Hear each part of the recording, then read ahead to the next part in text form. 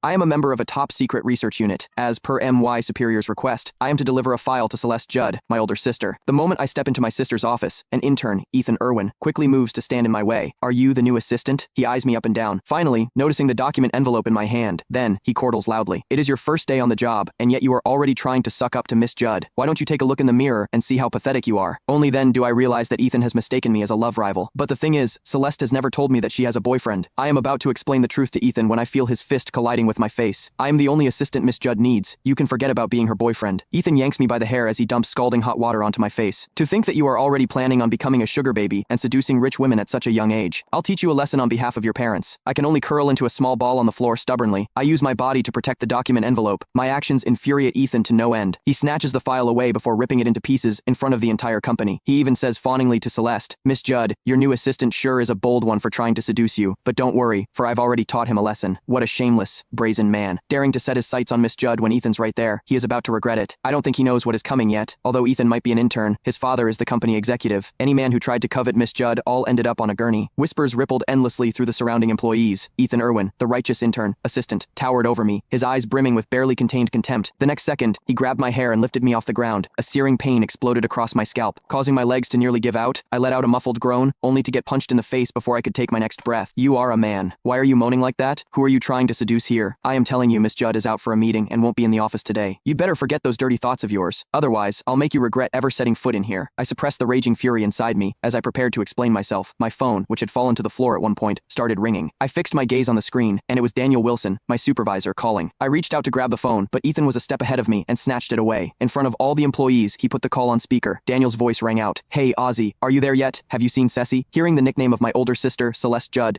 Ethan instantly exploded. He screamed hysterically into the phone. You stupid, dead broke geezer. How dare you let your son think he can hit on Miss Judd? That nickname's not for losers like you two. The groundless lashing took Daniel aback. He was just about to refute, but Ethan hung up without a second thought. What are you waiting for, Ethan? Just get rid of him. Look at how calculating he looks. Maybe some broke father heard Miss Judd was hiring for an assistant, and he wanted his son to take the chance and marry into her family. Ethan's lackey stood at the side, hands on his hips as he sized me up and down with unmasked mockery. I gritted my teeth and, ignoring the pain from my scalp, tremblingly explained, I am not here for the assistant. Before I could finish my sentence, a piping hot drink came splashing all over my face. At that moment, that same searing pain from earlier, only now 10 times worse, bloomed across my entire body. I collapsed to the floor, rolling around and clutching my head. By then, countless blisters of all sizes had formed on my exposed skin. None of these absurd turns of events prompted the bystanders to take any action. Instead, they stood and laughed. Ethan, you shouldn't have done that. A sugar baby wannabe like him might play the victim in front of Miss Judd later. Geez, have the